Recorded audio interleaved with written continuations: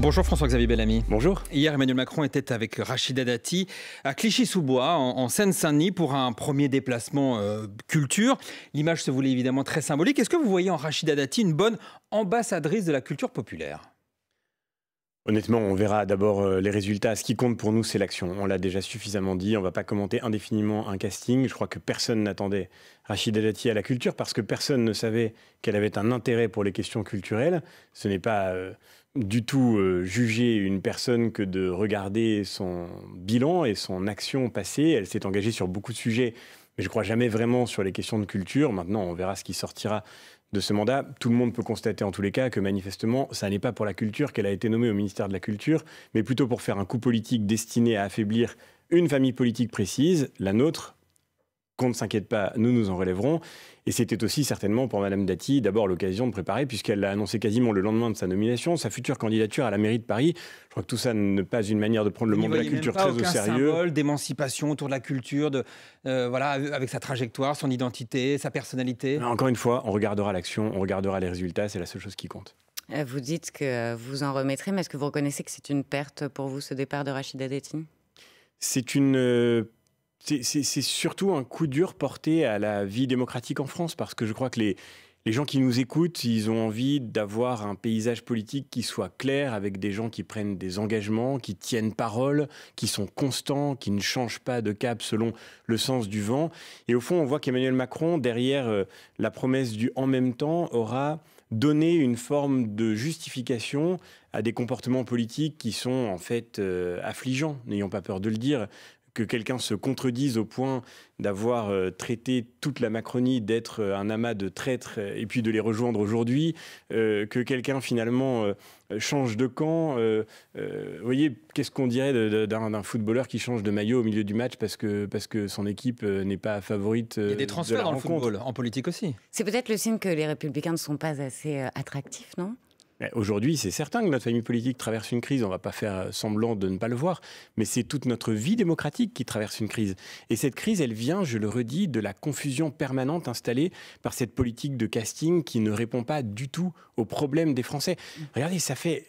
Regardons-nous tous ensemble quand même. On va développer François-Xavier Bellamy. Ça fait une semaine qu'on est en train de parler de ce gouvernement d'affichage et de communication. Où est la réalité ? Où est la réalité de la vie des gens ? Alors, la réalité, ce sont des annonces notamment faites mardi soir par Emmanuel Macron, qui a parlé par exemple de rendre le théâtre obligatoire. Il a parlé de la généralisation de l'uniforme, du service national universel en seconde, de l'apprentissage de la Marseillaise en primaire, de cérémonies de remise de diplôme. J'essaie d'être un peu exhaustif. Ce sont des annonces qui vont dans un sens qui pourrait vous plaire ? La réalité, c'est pas ça en fait. La réalité, c'est qu'en France, aujourd'hui, à 18 ans, un jeune sur 5 ne sait pas lire le français. La réalité, c'est que nos élèves sont les derniers d'Europe en mathématiques. La réalité, c'est qu'on a le système scolaire le plus inégalitaire de tous les pays de l'OCDE. C'est ça la réalité que vivent les gens. La réalité, c'est qu'aujourd'hui, vous avez des établissements scolaires où la violence se multiplie au point que des professeurs, dans le pire des cas, ont été assassinés en France parce qu'ils avaient osé faire cours. Mais vous avez aussi tous les jours des professeurs qui vivent la menace, l'intimidation, des élèves qui vivent la montée de ces tensions, de ces violences qui traversent notre pays. C'est ce gamin de 14 ans tué à Saint-Denis avant-hier, c'est ça la réalité du pays. Et dans ce cas, l'uniforme, la Marseillaise, c'est pas c'est solennel, ça peut permettre de restaurer l'autorité ou pas ? C'est très bien les cours de théâtre. Ça va dans le bon sens ? Mais notre problème à nous, c'est d'apprendre à lire à nos élèves. C'est de leur apprendre à compter. C'est de leur transmettre les savoirs les plus fondamentaux. Et donc, organiser des remises de diplômes, c'est super, il n'y a aucun problème. Mais le sujet essentiel, et là où les professeurs attendent enfin un cap clair, enfin un peu de continuité, enfin des ministres qui s'intéressent vraiment à leur travail et qui soient vraiment là dans la durée pour pouvoir reconstruire l'école. Les professeurs et les élèves et les familles de ce pays attendent qu'on revienne à l'essentiel. Comment est-ce qu'on va réussir à reconstruire une école qui transmette les savoirs fondamentaux? Et quelle serait la première mesure à prendre selon vous? Les premières mesures à prendre, c'est d'abord de mieux former les professeurs, de mieux accompagner les professeurs, de mieux rémunérer les professeurs pour rendre le métier plus attractif. Tous les systèmes scolaires qui fonctionnent en Europe sont les systèmes qui ont le plus investi sur la qualité de l'enseignement, sur la qualité des professeurs. Aujourd'hui, on a des professeurs qui sont abandonnés. C'est le fameux pas de vague devant les difficultés qu'ils rencontrent. On a des professeurs qui sont trop mal payés, malgré les revalorisations récentes, qui étaient nécessaires, mais qui sont encore trop faibles. On a des professeurs qui sont souvent, d'une certaine manière, laissés. Je le vois avec, je l'ai vécu moi-même comme professeur d'enseignement public. Je le vois avec mes propres élèves qui sont devenus professeurs, qui ont embrassé ce métier magnifique, mais qui sont envoyés dans les établissements les plus difficiles au début de leur carrière, sans avoir été vraiment préparés à ce que aujourd'hui l'enseignement exige de la part d'un jeune professeur. Donc tout ce travail-là, mais encore une fois, il faudrait développer longtemps. Et surtout, il faut qu'on arrête de disperser l'école. Quand vous dites on va faire du théâtre obligatoire, quand vous dites on va faire du sport tous les jours, quand vous dites on va faire plus d'heures d'éducation civique, tout ça c'est très bien encore une fois, mais le temps d'apprentissage d'un élève, il n'est pas indéfiniment extensible. Le temps de travail des professeurs, il n'est pas indéfiniment extensible. Et donc, la question, c'est de se concentrer sur les savoirs fondamentaux. Moi, ça fait des années que je le dis. C'est une des propositions que j'ai lancées dans le débat depuis longtemps. Il faut qu'on consacre la moitié de tout l'enseignement primaire à la lecture, à l'écriture et au calcul. On a bien entendu votre message. Amélie Oudéa-Castéra, la ministre de l'Éducation, c'est la bonne personne au bon endroit pour faire évoluer les choses ? Le moins qu'on puisse dire, c'est que ce gouvernement qui prétendait prendre l'école au sérieux, ce Premier ministre qui disait qu'il emmenait la cause de l'école dans son cœur, la première décision qu'il a prise aura été de rattacher le ministère de l'Éducation nationale à la ministre des Sports, qui continue de s'occuper des sports et des Jeux Olympiques dans une année dont on voit bien à quel point cette question va être évidemment cruciale et prenante. C'est, encore une fois, un signal très étonnant. Je crois que l'école a besoin de temps, elle a besoin de durée. Le Premier ministre a été ministre de l'Éducation nationale pendant 4 mois et demi. Il semble que ça suffise à constituer un magnifique bilan. Le fait est qu'aujourd'hui, on a besoin d'enfin un peu de sérieux. Et je ne reproche pas à Amélie Oudéa-Castéra de s'engager sur ce sujet. Mais là encore, le moins qu'on puisse dire, c'est que au fond, ça me fait penser à ce mot de Beaumarchais dans Le Mariage de Figaro, il fallait un calculateur, ce fut un danseur qui l'obtint. C'est-à-dire qu'on aurait besoin de gens qui connaissent un peu la cause de l'école, qui connaissent un peu l'enseignement, qui connaissent un peu l'éducation nationale. Amélie Oudéa-Castéra, je ne sais pas par quel moment dans son parcours elle a pu acquérir une compétence sur ce sujet. Et malheureusement, les maladresses qu'elle a commises, les fautes même qu'elle a commises dès le début de sa mission, montrent bien à quel point, à un moment, quand vous dites à votre majorité, à votre gouvernement, comme le faisait Emmanuel Macron, soyez fiers d'être des amateurs, à la fin, il y a des conséquences, et ces conséquences, c'est les Français qui les payent. On va continuer à parler de l'école dans un instant. François-Xavier Bellamy, député européen, Les Républicains, par ailleurs professeur de philosophie. On vous retrouve dans un instant, juste après le fil info de Damien Mestre à 8h40. La Corée du Nord assure ce matin avoir testé un système d'armement nucléaire sous-marin en mer du Japon. Une réponse, selon le régime de Kim Jong-un, aux exercices militaires menés par les États-Unis, la Corée du Sud et le Japon. Là, les autorités craignent des débordements au sud de Toulouse, alors que l'A64 est toujours coupée dans les deux sens, conséquence d'une manifestation de plusieurs centaines d'agriculteurs. Une partie d'entre eux ont passé la nuit sur place. Ils réclament notamment des aides liées aux quotas d'irrigation. Les producteurs d'huîtres du bassin d'Arcachon saluent une excellente nouvelle. La vente de leurs coquillages est à nouveau autorisée à partir de ce matin. Elles avaient été retirées du marché fin décembre en raison d'un virus provoquant des gastro-entérites. Perte estimée 7 millions d'euros de chiffre d'affaires selon les professionnels. La circulation des poids lourds interdite en Isère sur les autoroutes, conséquence du verglas qui touche d'ailleurs ce matin une bonne partie du pays en raison de la chute des températures. Dans le Calvados et l'Orne, ce sont les crues qui menacent. Ces deux départements sont en vigilance orange. France Info. Le 8-30 France Info, Agathe Lambray, Jean-Rémy Baudot. Toujours avec François-Xavier Bellamy, député européen Les Républicains. La ministre de l'Éducation, on en parlait, a demandé à pouvoir se déporter du dossier concernant l'établissement privé Stanislas où ses enfants sont scolarisés. Un rapport de l'Inspection générale de l'Éducation nationale révélé par Mediapart avait pointé les dérives de cette école, catéchisme imposé, propos homophobes ou anti-avortement de la part d'intervenants. Est-ce qu'il faut mettre fin au contrat avec l'État dont bénéficie cet établissement ? Moi, je trouve assez stupéfiant qu'on consacre tant de temps à cette polémique. Et ceux qui, d'ailleurs, se sont fait les croisés de la guerre contre Stanislas sont ceux qui, bien souvent, défendent les pires dérives ailleurs. Parce qu'en réalité, ce rapport que vous évoquez, qui a été publié par Mediapart, qui depuis plusieurs jours est en train de tenter de fragiliser Stanislas, Mediapart était le même média qui défendait bec et ongle le lycée Averroès, qui lui, pour le coup, a fini par voir son contrat d'association révoqué avec l'État, parce que les dérives qui s'y multipliaient l'enseignement d'Hassani Hussein, imam depuis expulsé, des cours qui expliquaient aux jeunes filles qu'il ne fallait pas se faire examiner par... Non mais ce que je trouve frappant, je vais vous dire, c'est que aujourd'hui, si dans ce pays, le principal danger pour l'unité républicaine, c'était le lycée Stanislas, je crois que la France ne se porterait pas trop mal. Mais c'est normal que l'argent public subventionne de telles pratiques ? Vous connaissez bien le privé, vous avez été élève dans le privé, vous avez été professeur dans le privé, vous trouvez ça normal ? J'ai été professeur dans le public et dans le privé, et je peux vous dire que je n'ai vu à aucun moment dans mon travail de professeur, je n'ai vu à aucun moment de menace pour l'unité républicaine dans l'enseignement privé sous contrat que j'ai eu l'occasion de fréquenter, dans lequel j'ai travaillé. Encore une fois, ce qui me paraît fascinant, c'est que... D'ailleurs, le rapport que vous citez est un rapport à charge. Il était fait pour cela. Il a été lancé par le ministre Pap Ndiaye pour pouvoir fragiliser Stanislas. Ce rapport, je l'ai lu, je ne sais pas si vous l'avez regardé. Je l'ai trouvé très étonnant par le fait qu'il va chercher systématiquement des élèves dont le témoignage peut être négatif sur l'établissement. Ils ne sont pas très nombreux, mais à aucun moment il ne parle de tous les élèves, et pour le coup ils sont nombreux, qui sont heureux de vivre dans cet établissement. Et le fait est qu'il y a tellement de familles, et de familles qui ne sont pas catholiques d'ailleurs, qui cherchent à inscrire leurs enfants à Stanislas. C'est un secret de polichinelle à Paris. Tous les gens qui vivent dans l'arrondissement espèrent pouvoir mettre leurs enfants, notamment dans cet établissement. Donc il y a un moment où si c'était vraiment si désastreux que cela, si c'était un endroit aussi terrifiant, on a du mal à comprendre le succès qu'il rencontre aujourd'hui, y compris de la part de gens qui, comme la ministre elle-même le revendique, ne sont pas du tout catholiques. Pour le reste, pardon de le dire, mais je le disais à l'instant, on a un problème majeur dans ce pays. Majeur, ça devrait nous empêcher de dormir. On a le système scolaire le plus inégalitaire de tous les pays de l'OCDE. Et ça, c'est pour le coup révoltant. Ça veut dire que le parcours scolaire d'un élève en France est le plus directement corrélé à son milieu social d'origine. Si vous êtes un élève qui vient d'une famille modeste, vous avez beaucoup moins de chances de réussir que si vous êtes un élève qui vient d'une famille aisée. Ça, c'est pour le coup Est-ce que typiquement, Stanislas, c'est pas du séparatisme scolaire ? Mais le problème n'est pas Stanislas. Le problème, c'est que tous les élèves n'aient pas la chance d'avoir accès à l'excellence. Le problème, c'est que ça n'est pas qu'il y ait des établissements, y compris d'ailleurs publics, où on transmet le meilleur. Le problème, c'est qu'il y a beaucoup d'établissements, et notamment publics, où, malgré le dévouement des professeurs, les élèves n'ont pas la chance de pouvoir accéder à l'essentiel de la connaissance dont ils auront pourtant besoin pour réussir leur existence. C'est ça le vrai problème. Et de ce point de vue-là, on s'y prend à l'envers quand on cherche à casser ce qui aujourd'hui est devenu, parce que c'est ça qu'on reproche à Stanislas, c'est d'être devenu effectivement un symbole d'une excellence qui est effectivement...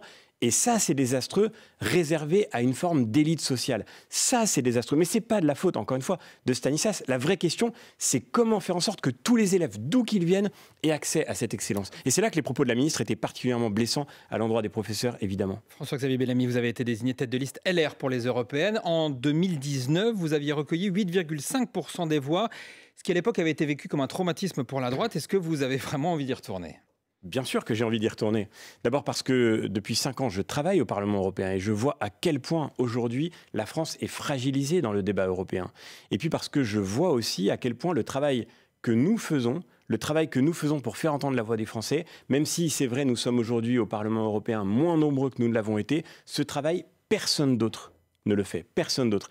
Pas le RN qui en réalité est aux abonnés absents et qui n'a aucun résultat à faire valoir malgré le fait qu'il ait gagné la dernière élection européenne, mais pas non plus la Macronie. On nous dit toute la journée que la Macronie penche à droite. Mais moi je voudrais poser une question toute simple aujourd'hui au Premier ministre Gabriel Attal, au Président de la République.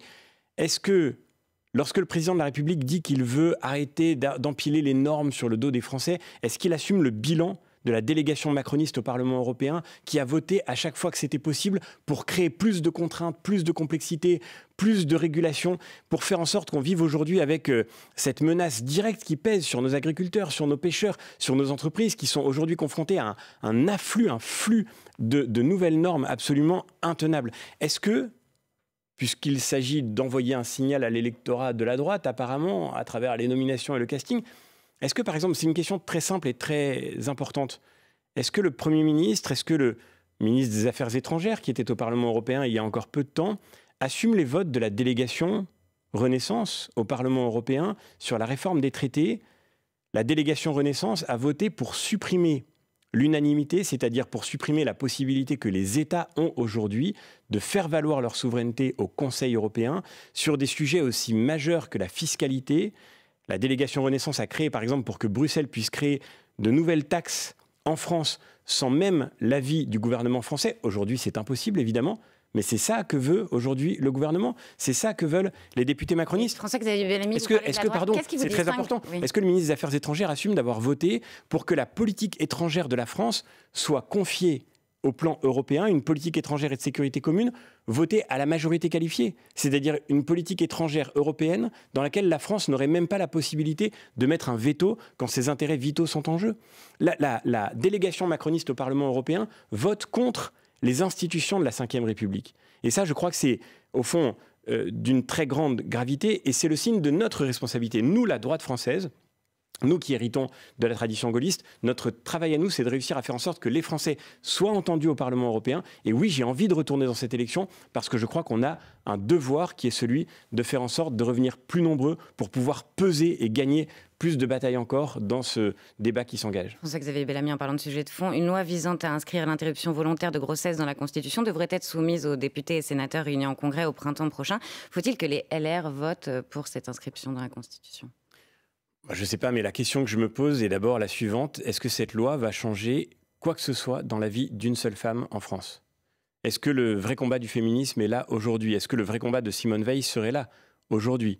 Est-ce que cette loi va faire en sorte qu'une seule femme voit son quotidien, les préoccupations qui l'animent, vraiment améliorées ? Alors aujourd'hui non, mais c'est une loi pour l'avenir, pour éviter par exemple ce qu'il se passe comme ce qui s'est passé aux États-Unis. Une décision qui remette en cause ce droit pour les femmes. Ce qui est très frappant, et là je partage le même sentiment que François Bayrou, qui dit la même chose sur ce sujet.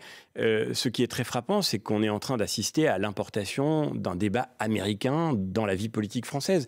L'américanisation de la vie politique est, je crois, une dérive à laquelle nous avons le devoir d'opposer une résistance, parce qu'on ne peut pas être en train de voir sur notre sol, dans notre vie démocratique, importer des questions qui ne sont pas les nôtres. Vous êtes personne ne remet à l'IVG. Non, personne ne remet en cause la loi Veil en France. C'est à titre personnel, vous l'aviez dit. Ce que j'ai toujours dit, ce qui est fascinant, c'est que ce qu'on me reproche, c'est d'avoir dit la même chose que Simone Veil. Ce que j'ai toujours dit, c'est qu'on devrait revenir précisément à ce principe qui était celui de la loi Veil. Mais on en arrive aujourd'hui à quelque chose qui est complètement contraire à ce qu'elle-même avait porté, à ce qu'elle-même avait voulu. Et on rentre avec cette logique de la constitution de l'IVG dans un projet qui est, je crois, relève plus en effet du débat américain que de la vie politique française. Pour le reste, encore une fois, Marine Le Pen avait parlé de dérembourser les avortements de confort en 2012. Mais Marine Le Pen ne dit même plus cela aujourd'hui. Elle le dit plus, mais le vrai combat du féminisme, le vrai combat du féminisme aujourd'hui, il est de faire en sorte que les femmes soient protégées contre la violence qui les frappe. Elle est de faire en sorte qu'une femme puisse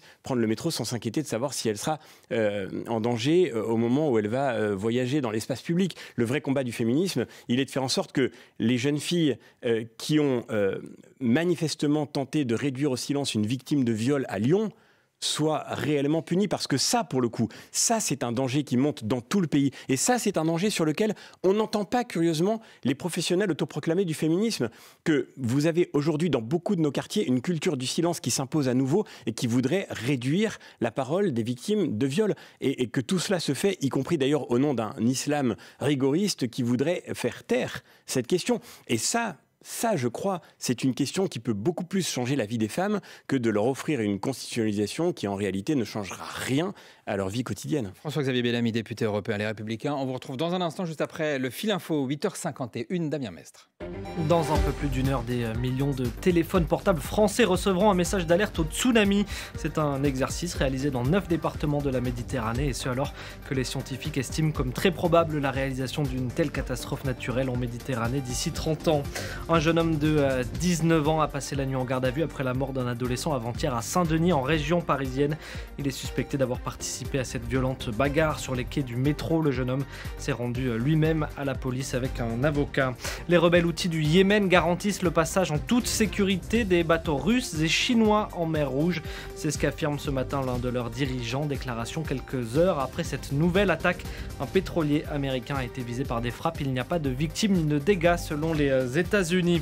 Des dizaines de milliers de personnes attendues cet après-midi à Munich. Elles viennent rendre un dernier hommage à la légende du football, Franz Beckenbauer, décédé à l'âge de 78 ans. France Info. Le 8-30 France Info, Agathe Lambray, Jean-Rémy Baudot. Toujours avec François-Xavier Bellamy, député européen, on parlait à l'instant de l'inscription de l'IVG dans la Constitution. Vous disiez que ce n'était pas une priorité. Ma question, ce n'est pas une priorité, mais est-ce que c'est suffisant pour s'y opposer? Parce que vous avez parlé de vos convictions personnelles sur l'IVG, mais elles sont aussi présentes dans vos votes au Parlement européen. En novembre 2021, par exemple, vous aviez voté contre un texte qui critiquait l'interdiction de fait de l'IVG en Pologne. Pourquoi ? Parce que tout simplement, ce n'est pas une question européenne. Et je reviens à ce que je disais tout à l'heure. Le sujet, c'est qu'est-ce qu'on attend de l'Europe? C'est ça la question fondamentale. Que la Pologne décide de ce qu'elle veut sur les questions de société, c'est le fait de son débat démocratique. Nous avons voté la loi Veil en France. Nous avons décidé d'adopter cette loi. C'était pas parce que l'Europe nous l'imposait, c'est parce que notre démocratie s'était prononcée. Et moi, je crois qu'on a besoin de parler d'Europe pour ce dont elle peut... pour ce pourquoi elle peut constituer une vraie valeur ajoutée européenne. Pour vous, l'IVG, ce n'est pas un sujet européen, mais la GPA, par exemple, en revanche, ça, vous considérez que c'est un sujet, parce que sur le GPA, vous vous êtes exprimé, vous avez voté un amendement pour l'inscrire dans la liste des actes relevant de la traite des êtres humains. Parce que la GPA, comme cas de traite d'êtres humains, ça ne vous aura pas échappé, la GPA est illégale en France, elle est interdite, précisément, elle constitue un délit. Et donc, effectivement, nous avons le devoir de lutter contre des éléments de criminalité transfrontalière. La GPA en fait partie parce qu'elle instrumentalise le corps des femmes. Et moi, d'ailleurs, je suis heureux, je vais vous dire, de ce vote. Je suis heureux de voir qu'il y a au Parlement européen des féministes conséquents. Ce vote, vous savez, on l'a porté, c'est pas moi tout seul, avec des rapporteurs du texte qui étaient toutes les deux des femmes, des élus d'extrême gauche, avec des parlementaires socialistes, avec des parlementaires de mon groupe. Et ce travail-là, nous l'avons fait de manière transpartisane pour la cause des femmes, pour que les femmes, précisément, ne soient plus aujourd'hui victimes d'une exploitation indécente qui, au nom de l'argent roi, voudraient disposer de leur corps. Ça, pour le coup, c'est effectivement un combat européen. Pourquoi ? Parce que nous parlons ici de lutter contre un crime. De la même manière qu'avec ma collègue Nathalie Colin-Osterlé, qui est députée dans notre délégation, nous bataillons aussi pour que l'Union européenne se dote d'une définition commune du viol. Eh bien, à cette définition du viol, c'est la France qui s'oppose, le gouvernement français, pour une raison que j'ai du mal à comprendre. Vous ne comprenez pas les arguments de la France sur cette question-là ? Je comprends très bien que ce soit difficile de définir le viol, c'est un sujet majeur. La question du consentement pour nos auditeurs. Parce que ça engage évidemment des conséquences juridiques importantes. Ce que je ne comprends pas, c'est que la France oppose une opposition de principe. Pourtant, il s'agit bien de lutter contre la criminalité, et ça, pour le coup, c'est un travail transfrontalier. Et là, il y a une valeur ajoutée européenne. Quand Europol lutte contre des réseaux criminels, Europol a besoin d'avoir des objets juridiques communs. Quand nos forces de police et de sécurité coopèrent ensemble, elles ont besoin d'avoir des objets juridiques communs. Et donc là, pour le coup, pour lutter contre le crime, et notamment pour lutter contre les violences qui sont faites aux femmes, on a besoin effectivement de travailler ensemble. Pour le reste, dans les débats de société qui traversent nos pays, encore une fois, j'attends l'Europe sur beaucoup de sujets, et on aura beaucoup de débats sociétés en France. Je suis prêt à parler de beaucoup d'entre eux, mais j'attends pas de l'Europe sur un débat français, et notamment la question de la natalité, puisque Emmanuel Macron a insisté sur un réarmement démographique, plan de lutte contre l'infertilité, refonte du congé parental qui deviendra un congé de naissance plus court, mieux rémunéré. La question de la natalité, elle a souvent été campée plutôt par l'extrême droite. Est-ce que vous pensez qu'il est bon que cette question revienne au cœur de la société ? Mais c'est une question fondamentale. Et d'ailleurs, là aussi, au plan européen, c'est une question qui est aujourd'hui abordée de manière beaucoup plus directe et concrète par beaucoup de pays européens qui vivent déjà l'hiver démographique avec plus de force que nous, depuis plus longtemps aussi. Est-ce que parler de ça, c'est asservir la femme, les utérus des femmes, comme on l'entend? Mais bien sûr que non. Au Parlement européen, quand je suis arrivé, d'ailleurs, c'est une des choses qui m'a frappé, c'était déjà il y a 5 ans maintenant, il y a un intergroupe, il y a un groupe de travail qui réunit des parlementaires de tous les bords politiques sur la question, précisément, de la démographie, pour pouvoir faire face à l'hiver démographique. Un groupe de travail de parlementaires qui coopèrent, et vous avez dans ce groupe de travail des parlementaires socialistes, vous avez des parlementaires de droite, donc c'est pas du tout un sujet qui devrait être relégué à un camp politique, c'est un sujet qui nous engage tous. Comment est-ce qu'on fait, Jean-Rémy Baudot, comment est-ce qu'on fait reposer notre modèle de sécurité, notre modèle de solidarité en France, notre modèle de sécurité sociale, notre système de retraite? Il fonctionne comment s'il n'y a plus d'enfants? C'est évidemment un sujet majeur. Et aujourd'hui, c'est aussi un sujet pour répondre aux demandes des Français, parce que ce qui me frappe beaucoup, c'est que quand on écoute les Français, quand on leur pose la question, le nombre d'enfants qu'ils disent désirer et le nombre d'enfants qu'ils ont est différent. Ils ont en moyenne un enfant de moins que d'enfants qu'ils désirent, ce qui veut bien dire que si on veut souvent pour les questions économiques, aux attentes des Français, il faut leur apporter les conditions économiques nécessaires, les conditions matérielles, les conditions professionnelles indispensables pour pouvoir mettre en œuvre leur projet. Personne, évidemment, ne dit qu'il faut obliger les Français à avoir des enfants. Ce serait complètement absurde de rentrer dans un soupçon comme celui-là. Mais tout le monde dit, en revanche, et je crois que tout le monde devrait dire ensemble, qu'une politique qui fonctionne bien, c'est une politique qui laisse aux Français les moyens de mener à bien leurs projets, y compris leurs projets de famille. François-Xavier Bellamy, les manifestations d'agriculteurs se multiplient en Europe, à Toulouse notamment. Des agriculteurs exaspérés par la hausse des coûts, par les normes européennes ou les contraintes écologiques qui pèsent sur eux notamment. Que doit faire le gouvernement ? Et il faut absolument que chacun prenne conscience de l'urgence absolue de ce que nous sommes en train de vivre. En 2019, et je parle d'urgence, mais une urgence de temps long, en 2019, la France est devenue déficitaire commercialement pour la première fois dans sa balance agricole. Ça veut dire que nous importons plus de notre alimentation que nous n'exportons de produits alimentaires. Nous sommes devenus dépendants. La France, qui a depuis très longtemps, depuis des siècles, était un pays incroyablement fertile grâce à son terroir, grâce aussi au savoir-faire de ses agriculteurs. Pourquoi est-ce qu'on en arrive là ? On en arrive là parce qu'on a créé un environnement tellement complexe, tellement contraint, un environnement qui rend la vie tellement impossible aux agriculteurs les normes européennes, que leur travail finit par en être asphyxié. C'est pour une grande part les normes européennes et c'est la raison pour laquelle on s'est battu au Parlement européen. Avec ma collègue Anne Sander, qui est une grande spécialiste des questions d'agriculture, on s'est battu pour sauver la politique agricole commune et la maintenir pour ce qu'elle doit être, c'est-à-dire une politique de soutien aux agriculteurs. Mais on s'est battu aussi contre la surenchère environnementale complètement aberrante, y compris du point de vue écologique, menée par les Verts, mais aussi par nos collègues macronistes. Je pense à Pascal Canfin, qui aujourd'hui a porté avec détermination les derniers textes européens sur le sujet. Le texte Restauration de la nature, par exemple, voulait imposer aux agriculteurs de mettre 10% de leurs terres en jachère. Ça veut dire faire baisser encore la production agricole, ça veut dire faire baisser le revenu des agriculteurs, ça veut dire augmenter les prix pour tous les consommateurs que nous sommes. Heureusement, nous nous sommes battus et nous avons réussi à empêcher cela, mais ce sujet-là, il doit être au cœur du mandat qui vient. Merci beaucoup François-Xavier Bellamy, député européen, Les Républicains, tête de liste des Républicains pour la prochaine élection européenne, professeur par ailleurs de philosophie. Merci d'avoir été l'invité. Merci à vous. France Info. Merci beaucoup Agathe Lambré. On se retrouve demain pour une nouvelle interview.